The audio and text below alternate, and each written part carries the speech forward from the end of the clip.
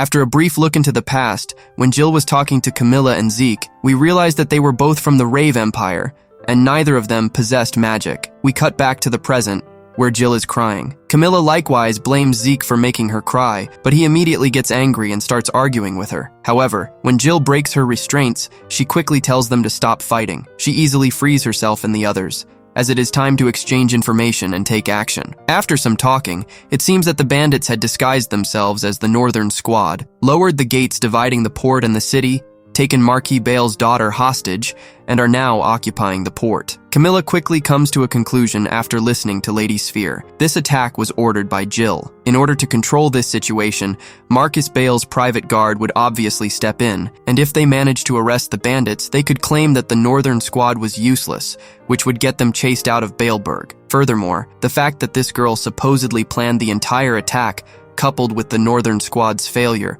would reflect poorly on the Emperor. At worst, if Lady Sphere were to lose her life, Marquis Bale would gain tremendous power. On top of that, the girl they want to blame wasn't even in the place where she was confined. This would be confirmed by a guard named Wardia, who mentioned that the girl wasn't in her room, as he was the one assigned to watch over her. It would simply make no sense for the girl who brought them here to not know where she was. Therefore, it was all a lie. It turns out that everything is convenient now, as there would coincidentally be fewer guards. Most likely the children of the nobles have been bribed, and those without political backing, like Camilla and Zeke, have been left behind. Until now, they had been left alone as they were searching for the girl, but it is certain that they will soon be eliminated, so the only option left for them now is to try to flee amidst the chaos to the northern country. Lady Sphere offers to speak to the Emperor while the others escape and hide, as she mentions that they will not eliminate her so easily. After all, she is having tea with the Emperor, and if they do not find the spy girl, they will need her testimony as a victim. She will tell the Emperor the truth, as she will not allow such a thing to happen. Jill remembers that everything is unfolding as she remembered. Lady Sphere would stay behind so that Camilla and the others could escape, and she would perish, bearing the disgrace of her father. This was what led to the tragedy of Baleburg. Jill quickly reveals her identity, and Wardia immediately recognizes her. In turn, Lady Sphere calls her a home-wrecking kitten. Jill mentions that, like them, she was also framed. However, the enemy still doesn't know where she is, so they must seize this opportunity. They will save the captive soldiers and protect Lady Sphere. Camilla, pleased, says that then the Northern Squad will be able to clear their name, and she will be able to find out who framed her for being a spy. Zeke, for his part, says that the Marquis won't be able to cover things up so easily, so he agrees as well. Jill tells Lady Sphere that the success of this mission depends on her, because if she dies, they will lose, and that she will protect her. However, he warns her that she will have to denounce her father, and if she cannot do so, she will be eliminated sooner or later. Before answering,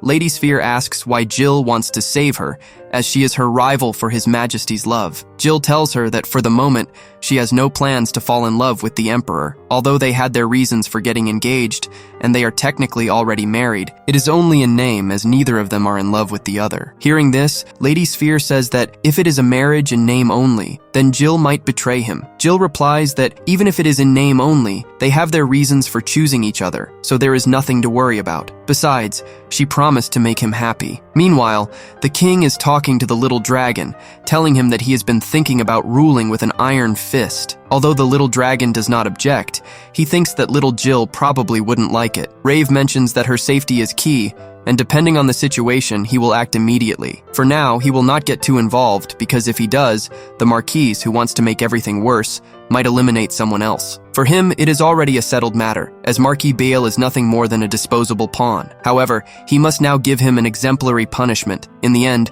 Baleburg will fall under his control, and for young Sphere, her father will be eliminated, which will ruin the Beale family. Thinking a little about her future, perhaps she would be happier if she were eliminated now. On the other hand, Lady Sphere ends up trusting Jill, promising her that she will report her father. This is how Jill takes action. She first mentions that they must win. Before the Marquis's guards arrive, the first thing they will do is get out of that place and free the soldiers of the squad to help them. Wardia mentions that she has heard that they are being held in the church. However, she also heard that there are many wounded. This somewhat discourages Zeke and Camilla, who mention that they won't be much help in the battle. However, Jill orders them to take her to the church, while Zeke and Camilla stay behind to protect Lady Sphere, as she will pave the way for them. With one punch, she breaks through the wall. Before leaving, Jill tells them that she was once called the Demon Sergeant, and she expects a lot from them, though they shouldn't worry because she will make sure they don't perish. Jill quickly arrives at the church, where she takes care of the guards and frees all of her comrades. Afterwards,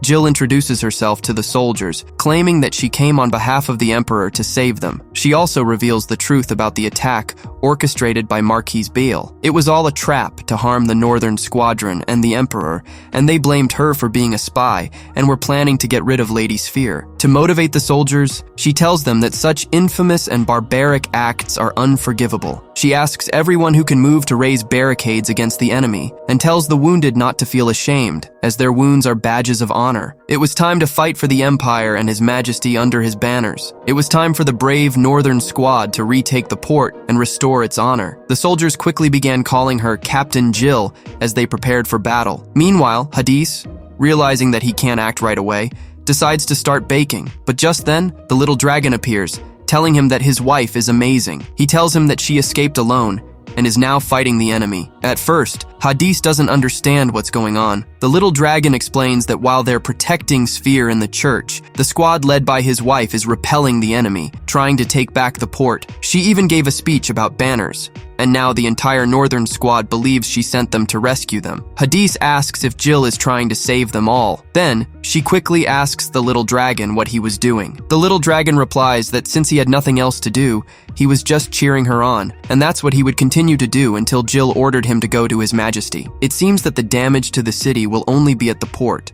However, it will be considerable. Therefore, Hadis will have Marquis Beale cover all the reconstruction expenses, as he prefers that to destroying his family. This makes the little dragon very happy, as he will not have to sacrifice Sphere, the squadron, or the Marquis' family. Maybe this way, Hadis could be an emperor loved by everyone, and not one who terrifies them. He also mentions that he has a good wife, and that she might actually end up making him happy. At that moment, a group of soldiers arrives where Hadis is. They tell His Majesty that Marquis Beale sent them to protect him and that they will evacuate him to a safe place. Hadis immediately replies that, as expected, the squadron will be able to retake the port. Now they want him not to witness anything. With a look of utter disgust, he tells them that he is trying to bake a cake and that they are only getting in his way. He quickly orders them to stay where they are and kneel before him. Back with Jill, the battle rages on. Seeing that they have liberated part of the port, he proceeds to return to the church where the soldiers are entrenched. Here, Hugo, the leader of the bandits, appears, offering the Northern Squad a deal. He asks them to tie up the spy girl and bring her before him. In exchange,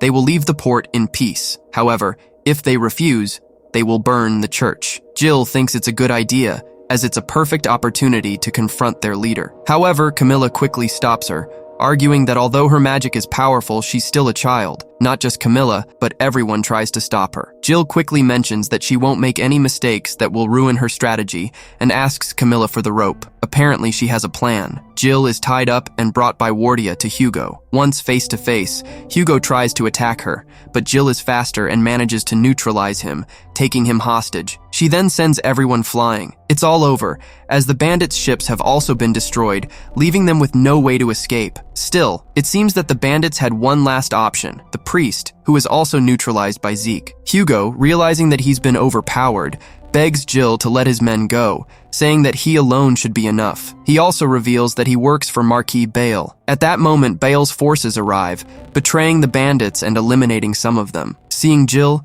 Beale says that despite her young age, she is a witch of Kratos, a disgusting monster. Jill replies that she has arrived too late, as the Northern Squad has already managed to liberate the port. However, Beale does not care, stating that he only needs to eliminate them all. He immediately orders an attack with a huge dragon. Everyone, seeing it, runs to seek shelter in the church, but Jill is determined to stop it, knowing that if the dragon moves, the church will be incinerated along with everyone inside. However, at the last moment, the dragon does not attack, as in front of it stands the Dragon Emperor. If you've reached this point in the video, don't forget to leave the word Exquisito in the comments. Thank you very much, and see you in the next video.